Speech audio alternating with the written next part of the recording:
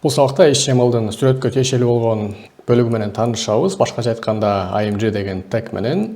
Келиңиздер достор, биз финалдык баракчабызды карай турган болсок, ал жакта эки сүрөт бар. Бул эки сүрөт азырынча биздин баракчабыздан көрсөтүлө элек. Эми кийинки кадам катары келиңиздер, Асан Усенов тарабынан даярдалды деген астындагы код көрүнүп турган сүрөттү жайгаштыралык ушул тийиштүү жерге. Ал үчүн кодко келем дагы сүрөттү чыгарыш үчүн сүрөткө тиешелүү болгон атайын img деген тегти жазам. Ал тегти мен дароо эле жабам. Бул тегтин өзгөчөлүгү мунун бир гана ачуучу теги болот, жана жабуучу теги болбойт. Мындайча айтканда жалгыз тег десек болот. Анан биякта суроо пайда болушу мүмкүн. Буга чейинки мындайча айтканда колдонуп келген бардык тегтердин өзүнүн ичинде кайсы бир контент камтылган болчу, кайсы бир элемент. Бул img тегинин ичинде эч кандай мисалы контент киргизе турган жер жок болсо, биз кантип сүрөттү көрсөтөбүз деген суроо пайда болушу мүмкүн. Анага жооп төмөндөгүдөй болмокчу. Биз кайсы бир элементти колдонуп жатканда, ага мындайча айтканда кошумча маалыматты киргизебиз десек, биз аны атрибут деген нерселер менен киргизебиз. Атрибуттун мисалы өзүнүн аталышы болот. Мисалы бул жакта img'нин source деген атрибуту бар. Ал атрибутты жазабыз дагы, андан кийин биз барабар белгисин жазабыз. Барабар белгисин жазып, тырмакчаны ачып жабабыз. Анан анын ичине биздин сүрөткө болгон, орусча айтканда путь же болбосо жолду көрсөтөбүз. Эгер мен муну сактап туруп баракчабызды жаңылай турган болсом, биз бул жакта кыскасы сүрөттү көрөбүз. Бул эми азыр аябай чоң болуп көрүнүп жатат. Биз мунун дагы размерин, өлчөмүн дагы чектеп, жакшы көрүнгөндөй кылып дагы оңдойбуз. Эми бул жактан көңүл бура турчу нерсе, кайсы бир элемент болот. Элементтин ичине биз атрибуттар аркылуу кошумча маалыматтарды аныктасак болот. Мисалы img тегинин убагында, учурунда биз бул жака ошол сүрөткө болгон жолду көрсөтүп берсек болот. Кыскасы, сен кайсы сүрөттү көрсөт деп туруп, ушундай инструкцияны жазабыз атрибут менен. Атрибуттун бул бир эле атрибут да.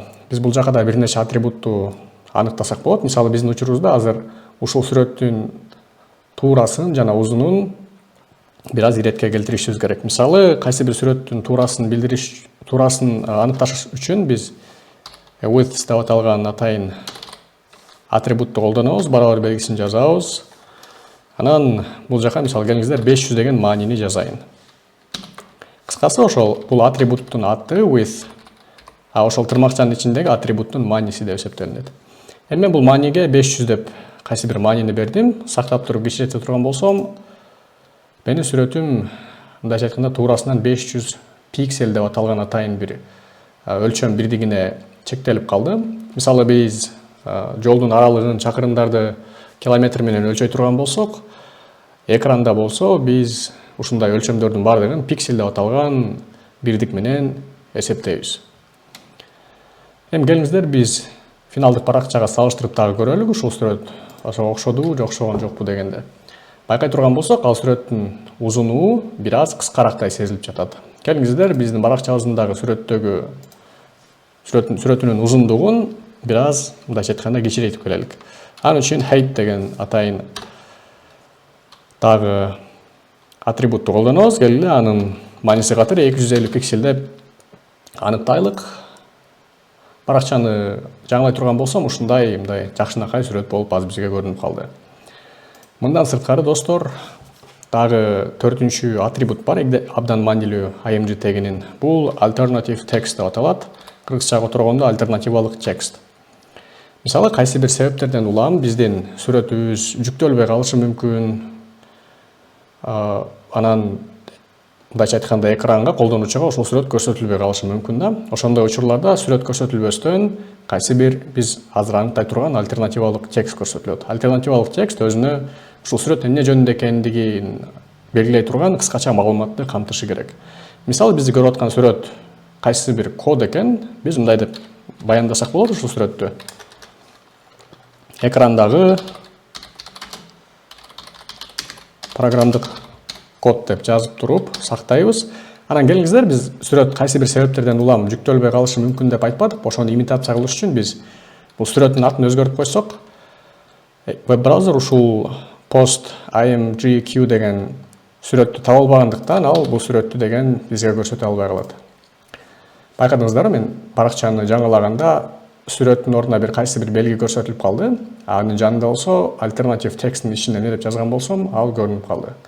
Бул биринчи кезекте достор, кайсы бир колдонуучулар Google аркылуу мисалы экрандагы программдык кодду издей турган болсо, биз эгерде альтернативалык текстти жазып калтырып койгон болсок, анда ошол Google поискта биздин баракчабыздын табылышынын мындайча айтканда мүмкүнчүлүгү жогору болот. Анткени биз ошол альтернативалык текстти жазып койгонбуз.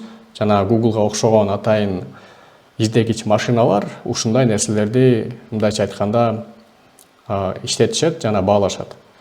Мындан дагы сырткары эми жашоодо азиз адамдар бар туурабы, көзүнүн көрүү жагынан кайсы бир проблемалар бар. Алар көпчүлүк учурда кайсы бир сайттарды колдонгондо screen reader деп аталган программаларды колдонушат. Ал ошол атайын бир сайт ачылганда аны үн чыгарып окуп берет дагы, анан сүрөткө келгенде сүрөттү көрсөтө албайт да. Сүрөттүн ордуна ал ошол альтернативалык тексттин ичинде эмне жазылган болсо, ошону окуп берет.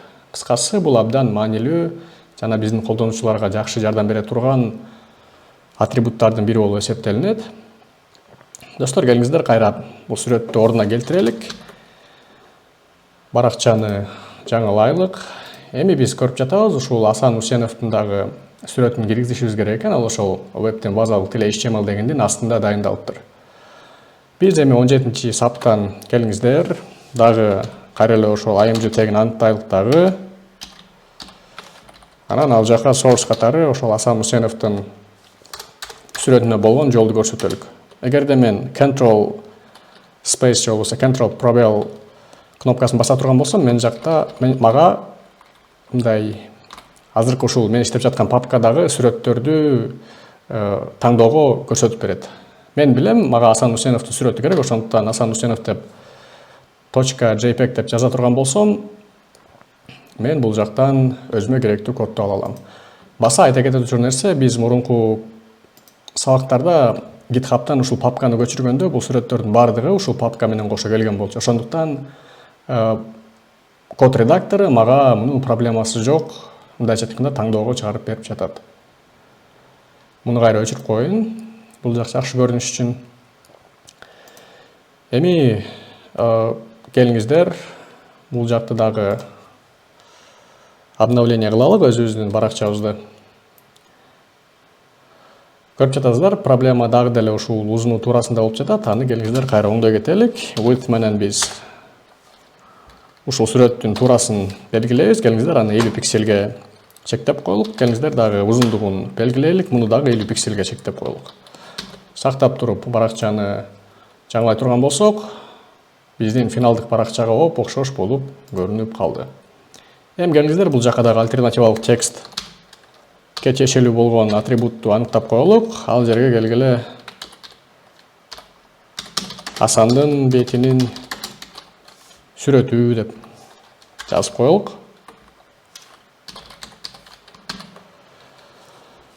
Эми керектүү болгон сүрөттөрдүн бардыгын биз бул жака көчүрүп киргиздик. Достор, келгиле мен эми сиздерге дагы башка мисалды көрсөтөйүн, ушул атрибуттарга тиешелүү болгон. Биз айттык, атрибуттар аркылуу биз элементке тиешелүү болгон кошумча маалыматты аныктасак болот деп. Мисалы, глобалдык HTML элементинде биз lang деген атрибутту аныктасак болот. Ал аркылуу биз ушул веб баракчабыз кайсы тилдеги контентти камтыйт дегенди көрсөтө алабыз. Мисалы, кыргыз тилинин ошол HTMLдеги коду KJ эмес, KY деп аталат. Мындай сактап койсок болот. Жана биз мурда айтып өткөн head деп атаган бөлүккө биз айтканбыз кайсы бир настройкаларды, мындайча айтканда биздин колдонуучулар көрө албаган маалыматтарды сактай алабыз деп. Ошондой маалыматтардын бири character set деп аталат. Мындайча айтканда ушул тамгалардын кодировкасы кандай дегенди билдирет. Азыр орусча айтканда по умолчанию бул жазылган тексттердин бардыгынын кодировкасы UTF-8 деген форматта турат. Эгерде мен бул жака кайсы бир ушул менин текстиме туура эмес келген, дал келбеген бир башка кодировканы аныктап кое турган болсом, биздин баракчабыз башкача болуп көрүнүп калат.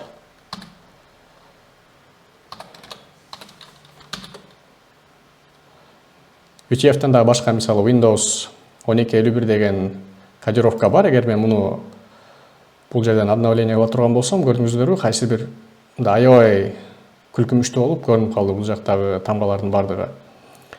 Бул кандай нерсеге керек? Мисалы, ар бир тилде өзүнүн мындай өзгөчө символдору бар. Мисалы Кытай тилинде иероглифтер колдонулат, араб тилинде дагы башка тамгалар колдонулат. Ошондуктан эгер араб тилиндеги кайсы бир нерсени барактарды жазып аткан болсоңуз, сиз тийиштүү түрдөгү character setти тандашыңыз керек болот.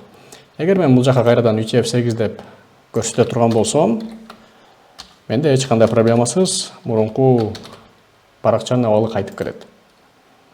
Кыскасы бул ушул одиночный тег же болбосо өзүнүн контенти жок тегтерди жана аларга кантип кошумча маалыматтарды аныкташ керек экендиги жөнүндө дагы башка мисалдардын бири болду. Достор, биз буюрса кийинки сабактарда дагы мындан ары HTML тегтер менен таанышууну улантабыз. Башкача айтканда, биз кийинки сабакта шилтемелерди карап өтөбүз.